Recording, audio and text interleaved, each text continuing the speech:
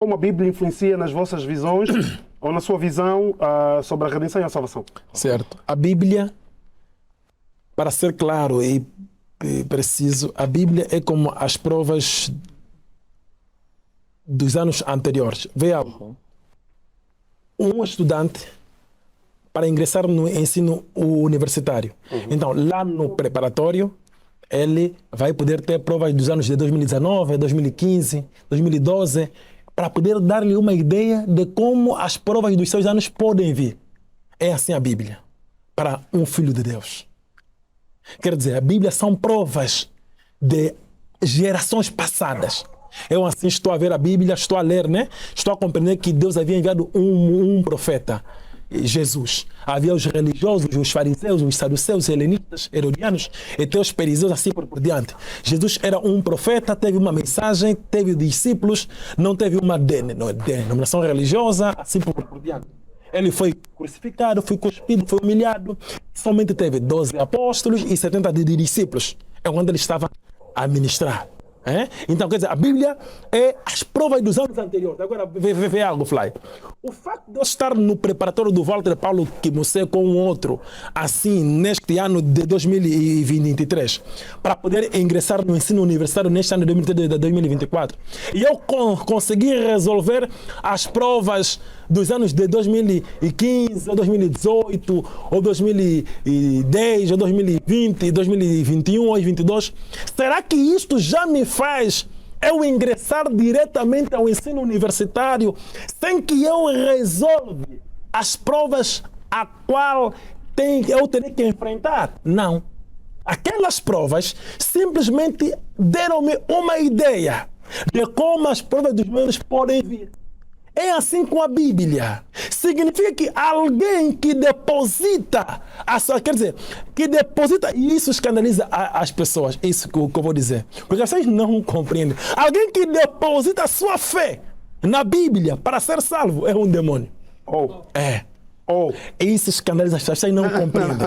Alguém que deposita a sua fé na Bíblia para ser salvo é um demônio. Então, Fly, como é possível eu resolver as provas de 2019, 2015, 2012 e agora eu vou chegar na Faculdade de Engenharia, no Agostinho Neto, dizer que não, senhor reitor, eu estou apto porque eu resolvi todas aquelas provas. Como é possível você crer na história de Jesus, de Noé, de Malaquias, de Sofonias, e assim você vai ser salvo? Isaías foi cortado em pedaço. Isaías era a prova viva para aquele povo. Agora, eu só vou crer nessa história e serei salvo. Pensa um pouco comigo. Jesus foi crucificado. Quais são aqueles que crucificaram Jesus? Quais são aqueles que humilharam Jesus? Qual é a prova se você, Fly, e eu estivéssemos lá nos dias de Jesus? Não iríamos crucificar Jesus ou estar com aqueles que crucificaram Jesus. Qual é a prova? A prova é que no teu tempo, Deus também enviará um profeta como a prova para os teus dias. A prova é um profeta vivo, Fly. Jesus é a prova do ano 30. Eu terei pouco tempo se me colocar essa questão. A pergunta já foi dada, Fly. Eu tenho muita coisa para falar, Fly. Temos muito tempo para si. Eu vou dar, como estou a contar, vou dar mais 2 minutos. Porque aqui agora é curioso. Aquilo que tu pregas não está... A Bíblia, você não usa a Bíblia como base? Por exemplo, quando tu falas sobre o profeta Cacó Filipe, tu dizes que a Bíblia anunciou, e reiteras aqui, referencias aqui alguns versículos e capítulos, mas acabas de dizer que todo ser humano que acredita na Bíblia para ser salvo é um demônio. Mas tu entenda bem, entenda bem. Quero perceber. Sim, vê vou o que eu disse. Vou dar mais 2 minutos por ter interrompido, ok? Vê bem o que eu disse, Fly. Se alguém deposita a sua fé na Bíblia para ser salvo, é um demônio. Entenda, assim, por exemplo, eu vou ler as histórias de Agostinho Neto, e agora eu vou querer viver isso hoje. Deixa-me eu entrar na Bíblia do que estava abordado. Vê algo, Fly. Jesus, ele foi crucificado, foi cuspido, foi humilhado, foi maltratado. O povo lá tinha Jesus como a prova do seu tempo. O povo tinha que crer em Jesus para ser salvo ou rejeitar Jesus para ser condenado. Então, os que creram em Jesus foram salvos. Os que não creram em Jesus vão estar esperando o julgamento e vão ser condenados por rejeitar Jesus. Agora, eu, Fly, em pleno início do século XXI, você, Fly, em pleno início do século XXI, só vais ler mesmo essa história e gostares e acreditares nessa história e serás salvo. Oh, misericórdia.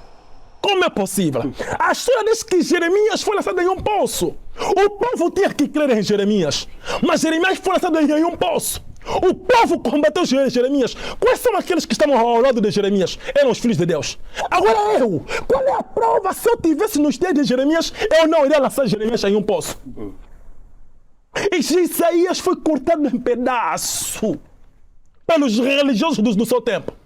Qual é a prova? Se eu estivesse nos dias de Isaías, não iria cortar Isaías em pedaços. Agora, eu vou crer nessa história e para Deus me salvar, desse Deus será injusto.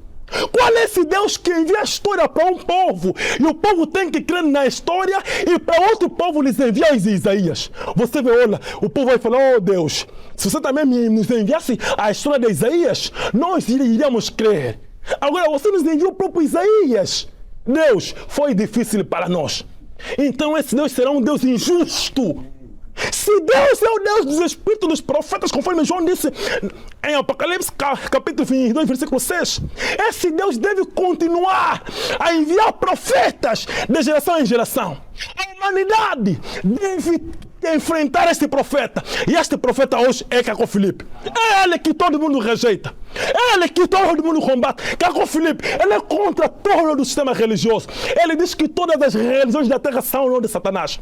Todos esses Bem Samuel, Tony Calado, Edir Macedo, Vladimir Santiago são encarnações de Satanás. Ele diz que ele é o único profeta de Deus na terra. Agora, qual é a prova? Você vê, Jesus estava na terra, só teve 12 apóstolos e 70 discípulos. Hoje temos milhares de apóstolos. Vladimir Santiago é apóstolo de Jesus. Esse bandido é apóstolo de Jesus. Todos são apóstolos de Jesus, profetas de Jesus. Mas Jesus só teve 12 apóstolos. Quem são esses? São Mateus, ressuscitaram. Você Marcos, você Lucas, você Bartolomeu.